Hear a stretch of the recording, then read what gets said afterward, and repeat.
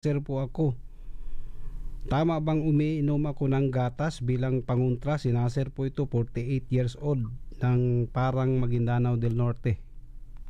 Mali po. Dahil noon, ang sinasabi sa atin, pag meron kang ulcer, uminom ka lang ng gatas o alpine. No?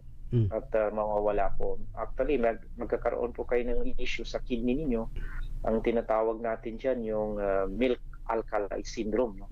Yung milk alkali syndrome, nagkakaroon po ng problema yung kidney dahil po sa pag-inom ng alpine na yan. No? Actually, hindi po. Mali po yun. Nung tayo hindi pa doktor, nasa college pa lang tayo, ginagawa rin po natin yan kasi yun po yung sinabi sa atin. Pero hindi po siya nagkakatulong the more po na nagkakaroon po ng problema yung gastric area. So, ang pinakamaigi, gaya ng sinabi ko kanina, inom ka ng omeprazole. 20 mg, 1 capsule 2 times a day. Ituloy-tuloy mo lang yan mga 1 to 2 weeks. Mapansin mo, magbabalik ulit yung ganda ng tiyan mo. Babalik yung gana mong kumain, hindi ka na masyado magdidighay, and then hindi hapdi yung tiyan or sasakit yung tiyan mo. Kasi sumasakit yung tiyan natin dahil sa araw-araw natin na pagkain, lalo na kung kumain ka ng mga spicy, pakat na Alvin, yung mga may sili, maanghang, inom ka ng mga juice, even kape, nakaka-ulcer din yan sila. Yung caffeine, yung mga iced tea, no? Mga juice, soft drinks, yan. Lahat yan. Pero lahat yan, ang pinakamatindi sa kanila yung smoking. Yung paninigarilyo, kahit halo-halo mo lahat yung sinabi ko pakat na Alvin, walang katumbas doon sa smoking alone. Yung smoking, number 1 talaga siya na mag-cause ng peptic ulcer disease.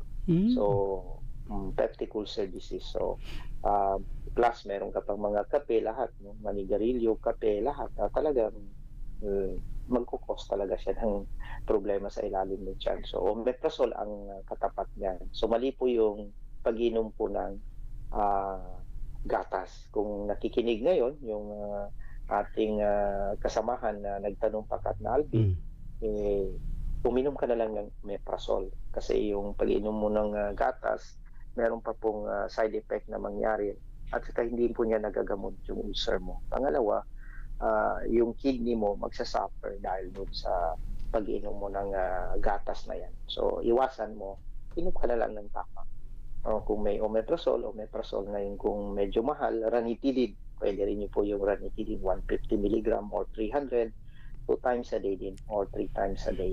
So, tuloy mo 1 week to 2 weeks, gaganda po yung babalik po yung gana mong kumain kasi mawawala po yung halos makontrol niya. Ngayon, kung hindi mawala, pa-check up ka na kasi kailangan natin i-test yung mga H. pylori mo, mga pwede kang i-work up, i-ultrasound, or pwedeng i-endoscopy, yung pinapasukan siya ng machine papunta sa ilalim, makikita talaga may mga camera siya, nakikita niya hanggang lalim po yun. So, pwede po yun gawin sa kanya. Pero, wag muna tayo dun sa invasive. Ibig sabihin ng invasive yung pasukan. Kung hindi, gamutin, and then check up siya, and then follow up siya. Ganun, mga ganun ang system sa pagpapa-examine pakat namin. Mawawala din yan.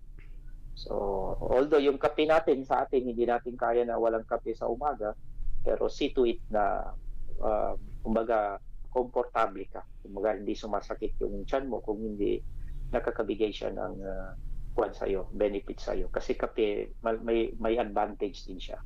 May kwan siya. Lalo na sa migraine pakat na Alvin, pagka yung sumasakit ang ulo ng tao pag hindi makakape, which is tama. Kasi ang kape may xanthin derivative na nakakatulong po sa pag-control ng migraine headache ng isang tao. Kaya yung mga pakakape talaga, pag hindi yan makakape, sasakit ang ulo. Kaya pag tinanong, bakit masakit ang ulo ko? Baka hindi ka nakakape, kape ka. Pag kape niya, nawawala po yung headache nila. Kung migraine lang.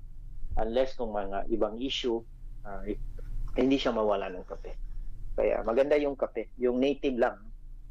Huwag na yung mga 3-in-1, mga ganun siya. Kasi yung cream niya, nagkukos naman ng fatty liver, pakat na Alvin.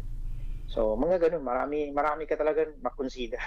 Ngayon, kung hindi yung kulang yung knowledge mo, akala mo yun na yun, tuloy-tuloy, yung pala magkukos talaga siya ng problema sa katawan mo rather than benefit.